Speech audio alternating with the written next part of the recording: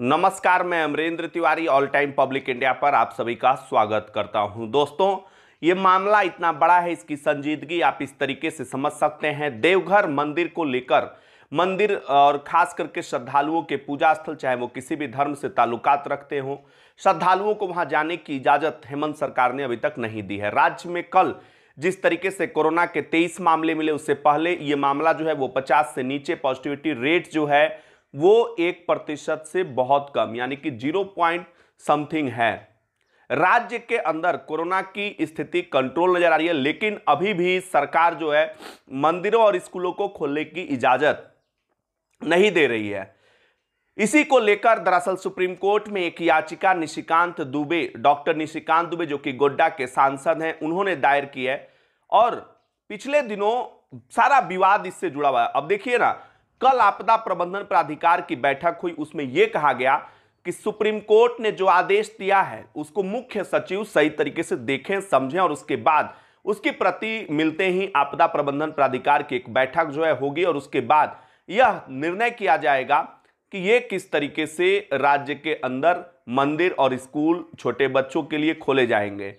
अब इस आदेश को लेकर जो है निशिकांत दुबे ने आज सफाई दी। उनका कहना है कि इस तरह का कोई आदेश जो है सुप्रीम कोर्ट ने जब जारी ही नहीं किया है, तो विधानसभा के अंदर मुख्यमंत्री हेमंत सोरेन ने इसको लेकर क्यों इस तरह की बातें कही है। और बाहर आपदा प्रबंधन विभाग की जब बैठक हुई तो उसमें यह मुद्दा क्यों आया, क्योंकि सुप्रीम कोर्ट ने अभी तक इसके बारे में कोई सुनवाई ही नहीं की है, तो इसका आदेश क्यों। जब मैंने इस पर तहकीकात करने की कोशिश की तो सुप्रीम कोर्ट में जो बातें उठी है कि इसकी अलग से सुनवाई की जरूरत नहीं है, यह सुप्रीम कोर्ट की टिप्पणी रही है। और सुप्रीम कोर्ट की साथ में यह टिप्पणी रही कि जो मामला जिस तरीके से सूचीबद्ध है उसी तरीके से उस पर सुनवाई होगी। यानी कि अभी तक विस्तृत सुनवाई नहीं हुई, लेकिन सुप्रीम कोर्ट ने इस मामले को तेजी से सुनने को लेकर जो आग्रह किया गया था उस पर हस्तक्षेप करने से इनकार कर दिया और साथ में यह कहा कि मंदिर खोलने को लेकर इतनी जल्दबाजी क्यों है, ये बातें कही गई थी। लेकिन कोई विस्तृत सुनवाई जो है अभी तक सुप्रीम कोर्ट में इसकी नहीं हुई है। ये हमारे पास जो इंफॉर्मेशन आ रही है ऑल टाइम पब्लिक इंडिया की, वो मैं आपको बता रहा हूं। साथ में दोस्तों, क्या कल रियायतों को लेकर इसको छोटे बच्चों के स्कूलों पर कोई चर्चा हुई थी? जी हां, छोटे बच्चों के स्कूलों को खोलने को लेकर भी चर्चा हुई है, लेकिन सरकार अभी भी किंग कर्तव्य विमूढ़ की अवस्था में है। क्या करें कि ना करें, कैसे करें, ये सारी चीजें एक साथ चल रही है, क्योंकि अभी भी सरकार ने अपने स्पष्टीकरण में यह कहा है कि कोरोना के नए वेरिएंट्स का खतरा झारखंड पर है। पिछले दिनों केंद्र सरकार की तरफ से एक गाइडलाइंस जारी की गई थी जिसमें यह कहा गया था कि कहीं ना कहीं राज्य के अंदर कोरोना का खतरा है। हर एक राज्य के ऊपर ये एक अभी भी खतरा टला नहीं है, यह कहा गया था। लेकिन क्या अभी यह सही समय है झारखंड के लिए कि वो लॉकडाउन में तमाम जो छूट हैं उसको लेकर बेफिक्र होकर तमाम छूटें दे दें, छोटे बच्चों के स्कूल खोल दें? क्योंकि छोटे बच्चों के केसेस जहां जहां स्कूल खुले हैं वहां पर एनालिसिस करने की भी जरूरत है। मुझे लगता है कि झारखंड को भी ये चीजें करना चाहिए। हालांकि विदेशों में, अमेरिका से जो रिपोर्ट आई, वहां पर छोटे बच्चों में कोरोना के केसेस देखने को मिले थे। तो ये दो चीजें हैं। आइए दोस्तों, हम बात कर लेते हैं कि स्कूल और मंदिर जो बंद हैं, जो श्रद्धालुओं के लिए मंदिर बंद है या फिर मस्जिद, गिरजाघर, जो भी धार्मिक स्थल है, वो कब राज्य में खोले जाएंगे। क्या इसके लिए कोई सरकार ने ठोस प्लानिंग की है? तो देखिए, अब सब कुछ डिपेंड करेगा कि 1 सप्ताह का समय सरकार ने लिया है। फिलहाल जो सुप्रीम कोर्ट के तरफ से बातें कही गई थी उसको लेकर मुख्य सचिव को कहा गया है कि उन चीजों की समीक्षा करें, उनको पढ़ें, उनमें क्या है ऐसा बताने का जो है वो पूरा लेकर आए, कि मतलब पूरी डिटेल्स पर गहन अध्ययन करें।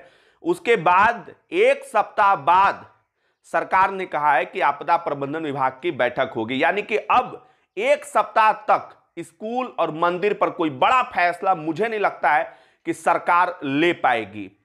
चलिए दोस्तों, हम बात कर लेते हैं एक बड़ा मुद्दा जिसके बारे में आप लोगों ने कहा था कि उसको जो है आप जरूर बताइएगा कि कल भाजपा क्या करना चाह रही थी और क्या कांग्रेस जो है कल जिस तरीके से भाजपा का शक्ति प्रदर्शन रहा है झारखंड में, कल लाठीचार्ज भी हुआ, क्या पॉलिटिकल फायदा भाजपा को इससे मिलेगा? क्या जो आने वाले दिनों में 5 राज्यों के विधानसभा चुनाव है, मसलन उत्तर प्रदेश का जो चुनाव है, वहां पर भाजपा को ध्रुवीकरण का फायदा मिल सकता है? क्योंकि जिस तरीके से कल भाजपा ने नमाज के मुद्दे पर जो कमरा अलॉटमेंट किया विधानसभा स्पीकर ने, उस मसले को लेकर भाजपा वहां पर आगे बढ़ रही थी। पिछले दिनों मैंने 2-3 चीजें आपको बताया था कि किस तरीके से झारखंड के अंदर ये जो मसला है, खास करके जिस तरीके से स्पीकर ने विधानसभा के अंदर एक कमरा अलॉटमेंट किया है नमाज पढ़ने के लिए, भाजपा के विधायकों ने कहा कि उनको भी हनुमान चालीसा पढ़ने के लिए कमरा अलॉटमेंट किया जाए। तमाम संविधान विशेषज्ञों से जब मैंने राय लेने का प्रयास किया है, उन लोगों का यह कहना है कि धर्मनिरपेक्ष जगह है विधानसभा, तो ऐसे में एक धर्मनिरपेक्ष जगह पर क्या यह विधानसभा स्पीकर का फैसला सही है? मुझे लगता है कि अगर लगता है कि भाजपा को यह फैसला सही नहीं है तो भाजपा को कोर्ट भी जाना चाहिए, हो सकता है वहां से कुछ निर्णय आए। लेकिन कल जिस तरीके से भाजपा ने विधानसभा घेराव की कोशिश की, उनके कार्यकर्ताओं पर लाठियां भाजी गई, इसको लेकर अलग अलग नेताओं ने बयान दिए हैं, जहां पर केंद्र के तरफ से भी इस लाठीचार्ज की निंदा की गई है, केंद्रीय भाजपा टीम के तरफ से भी। वहीं दीपक प्रकाश साहब जो कि बीजेपी के प्रदेश अध्यक्ष है झारखंड में, उन्होंने भी रिम्स जाकर जो घायल हुए लोग थे, जो घायल हुए कार्यकर्ता थे, उनका हालचाल लिया है। दीपक प्रकाश साहब के साथ साथ रघुवर दास, आपने देखा पूर्व मुख्यमंत्री, वो धरने पर बैठे हुए थे। बाबूलाल मरांडी साहब को भी कुछ चोटें आई है। आरती कुजूर, उनको गंभीर चोटें लगी है, उनका सीटी स्कैन रिम्स में कराया गया है। दर्जनों, कहे 100 से भी ज्यादा कार्यकर्ता यहां पर घायल हुए हैं। महिलाओं के साथ भी दुर्व्यवहार की बात कही गई है।